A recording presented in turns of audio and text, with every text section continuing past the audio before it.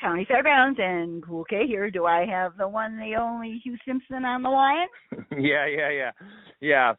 Call me Bryan. My mom calls me Hugh, and I let her be the only one call me Hugh. So call me Bryan. I'll recognize that. Hugh is my grandfather's name, so I'm a little more prone to Bryan. Okay. Hey, Bryan, I've been looking at your website. You got a new single coming out? Yeah, actually, the whole enchilada is coming out on April 5th. So the whole record, we put out 4 singles already, and now we get the whole 11-track album, the whole thing, the whole enchilada, April 5th. Okay. Well, we usually start these interviews with how in the heck did you get into this? How the heck did I get into this? Well, mainly my grandfather, speaking of my namesake, we used to sit down when I was really little. My family would go out to these bluegrass festivals down in South Central Texas and sit around at in lawn chairs and listen to weekend warrior bluegrass bands. And my grandfather would sit there all day in the middle of that Texas sun, and I would sit beside him for some reason, connected to it, and mainly probably wanting to hang out with my granddad, but sit there and soak it up. And before long, it got into me, and it became a I didn't want to sit on the sidelines for too long. I was like participatory sport, so I jumped in there and started playing guitar with my record player, and then I picked up the fiddle and started playing the fiddle, and then made an instrumental record actually when I was in high school, and I decided I wanted to have some songs to sing, so I started writing songs, and that kind of got that going, and here I am. And then I was too late. I realized, this has to either work because I have no other skill set. I've not learned how to do anything else. And so I kind of had to make a go of it, It's either this or starve or break into houses. You're not a bluegrass artist. You're a more country western, right? Yeah, well, I don't know. The record has like some songs on it. It's somewhat diverse, but I did sort of I've always been either to this or to that, you know what I mean? So it's like some of the songs are definitely have some string band instruments, sort of bluegrass related in that respect. So it's kind of like country adjacent, folk adjacent, string band adjacent. It's all that. So it's a little bit of all that. But I write songs for country artists, so that kind of seeps its way into my writing as well. And some of my heroes are, Tom T. Hall and Townsend Van Zandt, but also Bob Dylan and some of the guys like Tim O'Brien, bluegrass guys as well. And so they've all kind of seeped into this. Ricky Skaggs, a huge hero of mine growing up. I used to sit in front of the record player, the vinyl, and play with looking at his electric blue suit on the front of his Country Boy record and try to figure out how to play like he did. You a married guy? Married, yeah, married. Married since I was 20 years old. Yeah, I don't know. I've been married longer than I've been single. We're tied up together like we're like two old roots wrapped around the same tree. There's no get. Mm-hmm. You can't see where one starts or one stops. Oh, so you got kids? No kids, just dogs that we treat like kids. Maybe treat better than kids. I'm not sure I let all my kids sleep in the bed and the dogs sleep in the bed, and I sometimes go in the bed and look for a place to sleep, and they're not moving, so I just go sleep on the couch. So it's a sick system we got going at the house there. I'm the one getting the raw end of the deal, Okay, all right. So you write songs for other country artists? I do write for other country artists as well. All the songs I do, I write for myself, and that's a whole nother sect of my brain. But from time to time, I write songs for other artists. Like I've had, some success with Blake Shelton. I had a number one with him, and number one song for Joe Nichols, and some songs on Tim McGraw and George Strait and some other people. I've been able to write songs for them and to help pay for the above ground swimming pool. You're in Nashville? Mm-hmm. Yep, I'm actually in Nashville as we speak. I just stepped out of the studio. I'm working on another song for somebody else actually. So it keeps me pretty busy trying to. I'm able to be a little more indulgent when I write for myself, or completely indulgent for myself. There's nobody else to consider, just me, myself, and I. Could sometimes be my most argumentative co-writer for sure, but the rest of the time I can still write songs for other people and produce records for other people and all that kind of stuff as well. So it's like a little bit of a small carnival inside this whole big noggin of mine. Okay, so what's your ambition as a country artist for yourself? Well, I mean, I try not to get too far ahead of anything. Just try to see if I can't continue to sort of get to what I sound like. You know what I mean? Like on a regular, try to get to the most honest place with my lyrics and the most honest place with my music, which would sound like me if you were to put me on a vinyl. And so that's always the goal. And hopefully, have people listen to it and hear some part of them that didn't know anybody else had going on in them as well, so they can feel kind of more connected. I think can be a really pretty disconnected world. So music and art and whatever gives us an opportunity to feel seen, I guess. Certainly has for me in my whole life, and hopefully does it for other people. My music does it for other people. So you do your own booking? I do my own booking. Yep, I do. Well, I used to. I've done all the agencies and labels and all that kind of stuff, and it gets a little bit. There's a lot of hands in the pie, and so this time I decided, you know what, I don't want to be able to complain to anybody but myself. So now I'm just complaining about myself when things aren't going the way I hope they would. If that happens. Right now things are going pretty good. I'm going to talk to you, Kay, and so it's good times. Okay, so I have to ask, and I always do ask, do you have any regrets about going in this direction?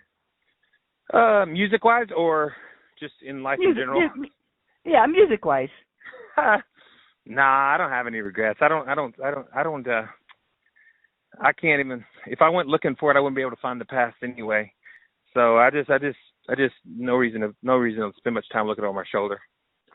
I just roll with what's happening right now in front of me. And right now is a beautiful day here in Middle Tennessee. I get to make my living making music, which is what I would have.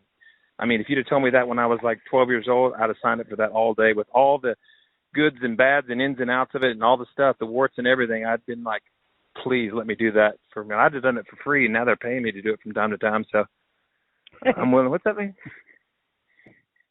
So where would you like to perform that you haven't really had the opportunity? Well, with my old band Cadillac Sky, we performed at the Opry and at the Ryman, and that would be amazing. But I'm doing this project under my own name, and to record under my own name definitely at the Grand Ole Opry would be amazing. The Ryman. See, I'm trying to think. Maybe Red Rocks or something like that would be amazing out in Colorado, and gotten to play Telluride out there and some other festivals. So, I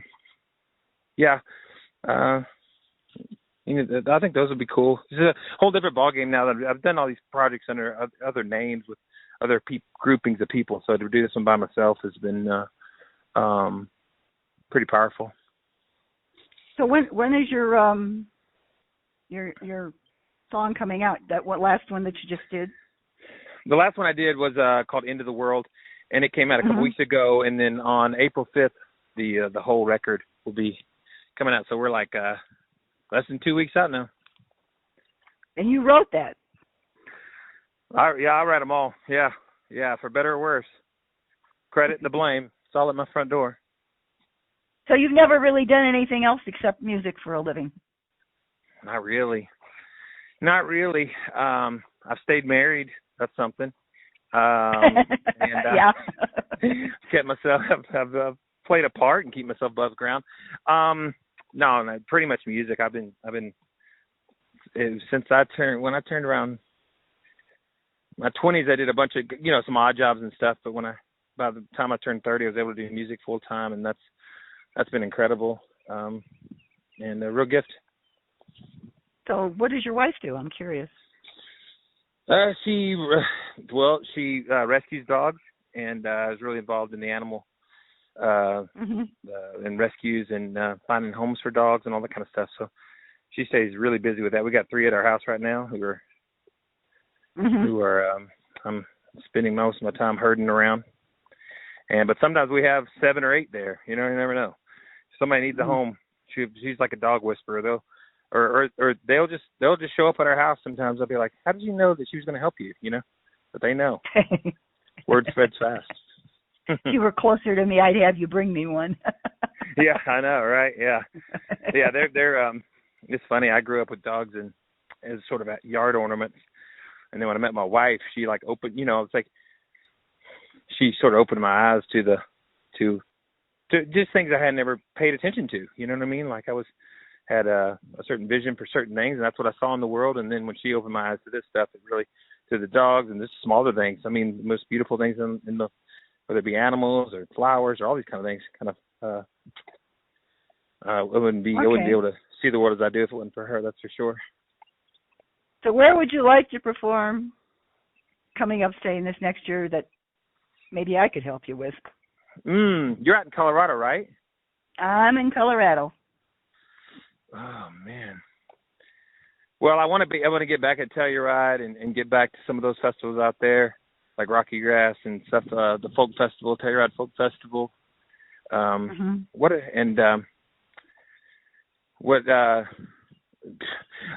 be honest with you, Kay. Like I love playing and singing, performing, and I've been able to play for huge crowds in bands and really, so it's like the ability to be in places where you can connect and kind of look at the audience and stuff and see them and have some interaction with it. I've tried to scheme this record around the idea of like not playing music at somebody, but having somebody be a part of a show, having an audience be a part of a show as opposed to performing. It's more like they're half the show as much as I am. So any place that's available, I'd be willing to show up and see what we can do. So have you ever had any bad experiences with this? I have to ask that question too. That you regret?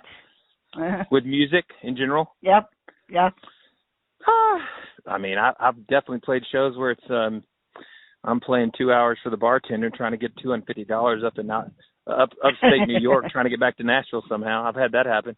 I've driven all through the night to hit a plane and get there 30 minutes later and watch the plane disappear to the next location. I've had vans that blew up on me on the way to El Paso, where I'm just stuck in the middle of nowhere out in the West Texas, and missed 2 shows that were going to be pretty big dates for us. And my Colorado one, which comes to mind, is I played a casino out there in Tahoe, and the next morning we were supposed to play at the Strawberry Music Festival out in Yosemite, and we drove through the night. Or no, actually, we got opened that morning at around 4 a.m. in the morning, and we got there around 9 o'clock. We're about 2 miles away from where the festival grounds, and then they had blocked the pass. It was like May, and it was still snowing. And they had blocked the pass, and the only way to get to it was to drive like 8.5 hours around the other side. And of course, our show was within 4 hours. So, and it was kind of like the anchor to the whole touring out west. We're going to make the most money at this festival.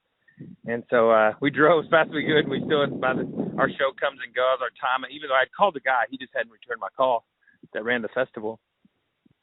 And it was Emmylou Harris was at this festival. It was going to be really sick and really cool. But by the grace of God, I was able to talk the guy into letting us play the next day. And I just pleaded with him because I was like, I got a bunch of guys in this band that need to pay their bills and don't need to call their wives and say the Anchor financial show we missed because of, fate in a way. And he was willing to put us on the next day. He said, I'll make an announcement at 11 a.m. to all the campgoers at the campground. And, now I'll tell you, the band's going to play, this band Cadillac Sky, which is the band. Cadillac Sky is going to play at 11 a.m. And for all that wanted to come out and see it. And so at 11 a.m., the sun was beautiful because they announced it. All these people came out to see it. As soon as we finished around 12 o'clock midday, it rained for the next 10 hours. Stormed the whole night. Now, we all sat up there and watched Emmylou Harris no matter what anyway. But it was crazy how the sun came out, and we got paid, and it worked out. But that was definitely a sketchy moment, especially being the band leader. I had to find a way to pay the guys, Yeah, well, I'm sitting here in Colorado looking out my window. It's 47 degrees and snowing. Oh, gosh. It's 70. I'm in Middle Tennessee. I think it's 72 degrees right now. No snow. But I love Colorado. I love it. Me and my wife, my birthday last year, went out to Telluride, to the film festival. And if you had to choose between the mountains and the beach, it'd definitely be the mountains for me. I mean, of course, I don't have to Okay, choose. so do you have any regrets about doing this for a living? Nope, no regrets. Yeah, well, the reason I ask that question a lot of times is because I have a lot of people listening to my podcasts, and Yeah. a lot of them are young, and they want to know how you guys got into all this stuff. Yeah. And yeah. Well, it's funny. I was telling it's kind of like the Odyssey. You just kind of keep going the way the trail of popcorn's leading you. And I've had people in my life that one or two or three people. I was just talking to a guy named Marcus Hummon, a songwriter, yesterday, and he was talking about like how some guy came to see him out in L.A. This is like 1984, and he was like asking, hey, he said, come up to see me the next day, and so he went to this place that had all these huge pop artists, and the guy was like, hey man, you shouldn't be in L.A. You got to go to Nashville. It's about what you do, and he wasn't a country writer at all. He said, what you do is going to work in Nashville in about 2 years when everything's going to explode. And of course, around 86, Randy Travis, and then Garth Brooks was on the heels of that and all that stuff, and country music became the big boom out here. And he said, this guy barely heard any of my songs. He said, I was just doing covers in a bar, and I've thrown a few originals, and he just pointed me there. And then, of course, Marcus went on to write a bunch of Dixie Chicks songs that have a bunch of huge songs like God Bless the Broken Road, and all that stuff. And we were talking about the fact that you have a few people in your life that somehow seem like they're pointing the way if you can just pay attention, and be brave enough to kind of jump in there and follow their lead, follow where they're pointing, where the signs are following. And I've had those things in my life, and I'm grateful for them. Oh, well, there's a lot of competition out there in Nashville, dear. You know that. Oh, yeah, definitely. But I'll tell you this. I don't know how it was before I got here, but I got here in 2009, and the community here in Nashville is far more accommodating and welcoming. And it might have been, I'm guessing in the 60s, 70s, since there was less opportunity available, it was much more competitive and maybe mean-spirited at times. But I think people that come to Nashville, obviously people come, it's a huge place for people to come and vacation, all that kind of stuff. But there's a spirit of community here amongst the songwriters and singers and writers and all that kind of stuff. And it is competitive, but people are more than willing to allow you into their scene. So it doesn't, the truth is there is a lot of people here. So you just do the best work you can, and you just hold on for dear life. Okay. All right. Well, let's do this. How do people reach you if they have an interest in booking you? Yep. BryanSimpsonMusic.com. BryanSimpsonMusic.com with Brian with a Y. And all the stuff's on there. All the videos and contact and where I'm going to be and for the next few months. But I'd love to, definitely. If someone wants to have me come out and play and sing, I can bring guitar, mandolin, fiddle, and show up by myself, or bring a band or whatever. And bring dogs. And bring dogs. I'll try to bring the dogs. Yeah. Oh, trust me. My youngest dog. He's a Bernese Aussie Doodle. He's about a year and a half old. No, he just turned 2. Yeah, he just turned 2. So he there's nothing he likes to do better than drive. In fact, sometimes I will drive home. He'll come out to greet me in the driveway, and he'll just sit by the car, and I'll be like, "Let's go inside." And he won't do it, and I'm finally like, "Okay, we'll take a drive through the neighborhood." So he loves to ride. I don't let him drive anymore. But I hope not. No. But he loves to ride, and so if I could ever take him with me, that would be. He's getting better at it. He's still prone to chase a squirrel or take after a cat, that kind of thing. So I have to watch him, keep him on a leash. But pretty soon he'll be old enough to where he can just ride shotgun. Well, I've enjoyed talking to you. You too, Kay. And we'll see if we can get this podcast out and see what happens. And keep me in mind if you come this way. Okay. Yeah, definitely. And feel free to email me some places, ideas out there you think that it might be a good place for me to come visit and come play and sing. I'd love to expand the territory, Well, what about the Colorado State Fair? It's pretty close. Yeah, that'd be amazing. It'd be amazing. I'll see what I can do. Is the Colorado State Fair as big as the Texas State Fair?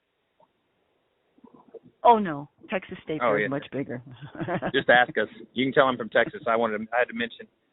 You know, three things. What is it? Three things you never have, or two things you never have to. One thing you never have to ask somebody is if they're from Texas. That's my original state, Texas. Anyway, all right, Kay. I hope to see you at the Colorado State Fair. Thank you so much. Talk to you soon. Bye. You too. Thank you.